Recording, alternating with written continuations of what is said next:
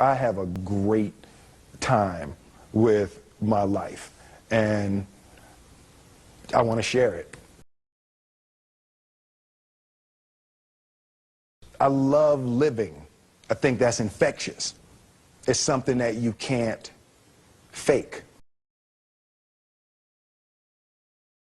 Greatness is not this wonderful, esoteric, elusive, God-like feature that only the special among us will ever taste.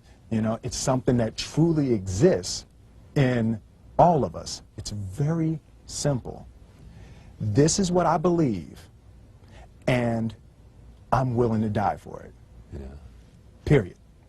It's that simple. I know who I am, and I know what I believe. I know who I am, I know what I believe. That's all I need to know. And that's all I need to know. So from there, you do what you need to do. Yeah. You know, and I think what happens is we make the situation more complex than it has to be. Because we're looking for complexity. There's got to be Absolutely. something complex to understand. It can't be that easy. No.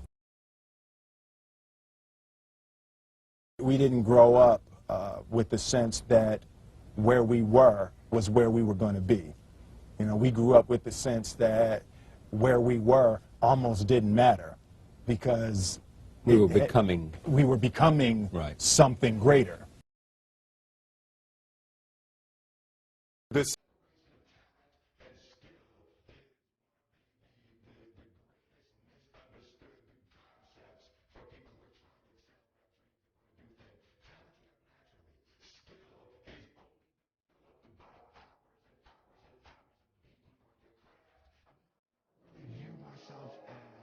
particularly talented. Where I excel is ridiculous, sickening work ethic. You know, while the other guy's sleeping, I'm working. While the other guy's eating, I'm working. There's no easy way around it. No matter how talented you are, your talent is going to fail you if you're not skilled. Mm-hmm. You know, if you don't study, if you don't work really hard and dedicate yourself to being better every single day, mm-hmm. you'll never be able to communicate with people, with your artistry, the way that you want. So the only thing that I see that is distinctly different about me is I'm not afraid to die on a treadmill. You might have more talent than me, you might be smarter than me, but if we get on the treadmill together, right, there's two things. You're getting off first, or I'm going to die. It's really that simple. One summer, his dad tore down a brick wall on the front of his business and told 12-year-old Will and his 9-year-old brother to rebuild it, a job they said was impossible. It took them a year and a half, but they did it. And he said, now don't you ever tell me it's something that you can't do. You don't try to build a wall. You don't set out to build a wall. You don't say, I'm going to build the biggest, baddest, greatest wall that's ever been built. You don't start there. You say, I'm going to lay this brick as perfectly as a brick can be laid. Yeah. And you do that every single day. And soon you have a wall. And soon you have a wall. You know, it's an idea that my grandmother always had, that, you know, if you're going to be here, then there's a necessity to make a difference.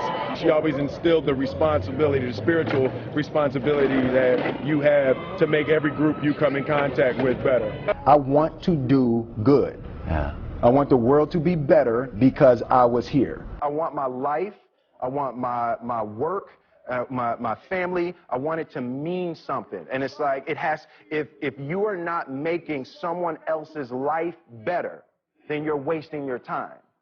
You know, like your life will become better by making other lives better. I want to represent an idea. I want to represent possibilities. I want to represent the idea that you really can make what you want. One of my favorite books is The Alchemist, Paulo Coelho, and I just believe that. I believe that I can create whatever I want to create. The first step before anybody else in the world believes it is you have to believe it. There's no reason to have a plan B because it distracts from plan A. I think that there's a certain quality that all successful people have to have.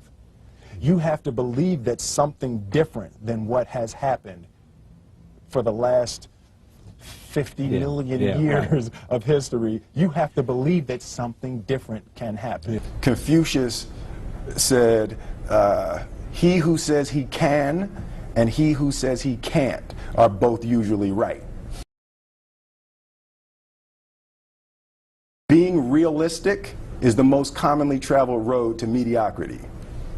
Why would you be realistic? What's the point of being realistic? Just put up a barrier. Yeah, I'm going to do it. It's done. It's already done. The second I decide it's done, it's already done. It's now we just got to wait for y'all to see. It's unrealistic to walk in a room and flip a switch and lights come on. That's unrealistic. Fortunately, Edison didn't think so. It's unrealistic to think you're going to bend a piece of metal and fly people over an ocean in that metal. That's unrealistic. But fortunately, the Wright brothers and others didn't believe that. And it just seems like such a ridiculous idea to me to embrace the idea that it's not going to happen. That's not real for that to happen. As soon as you say it, now you just made that real. Our thoughts, our feelings, our dreams, our ideas are physical in the universe. That if we dream something, if we picture something, if we commit ourselves to it, that is a physical thrust towards realization that we can put into the universe. That the universe is not a thing that's going to push us around. That the world and people and situations are not something that are going to push us around. That we are going to bend the universe and command and demand that the universe become what we want it to be. I study the patterns of the universe. There's a redemptive power that making a choice has, you know, rather than feeling like you're at effect to all the things that are happening. Make a choice, right? You just decide what it's going to be, who you're going to be, how you're going to do it. Just decide.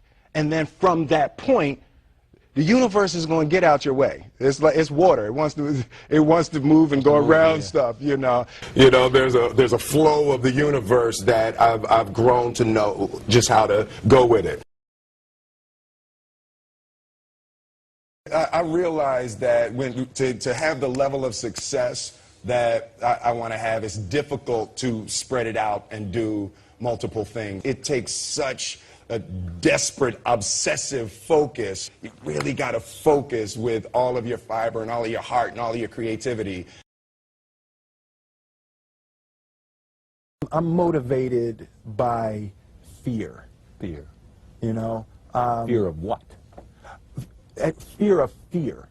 I hate being scared to do something. And I think what developed in my early days was the attitude that I started attacking things that I was scared of. It was Franklin Roosevelt said the only fear you have to fear is fear itself. Absolutely. Remember that? Absolutely. Yeah. You can't be scared to die for the truth. The truth is the only thing that's ever going to be constant. Don't ever let somebody tell you you can't do something. Not even me. All right? You got a dream, you got to protect it. People can't do something themselves. They want to tell you you can't do it.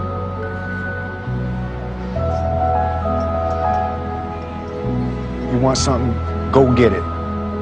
Period.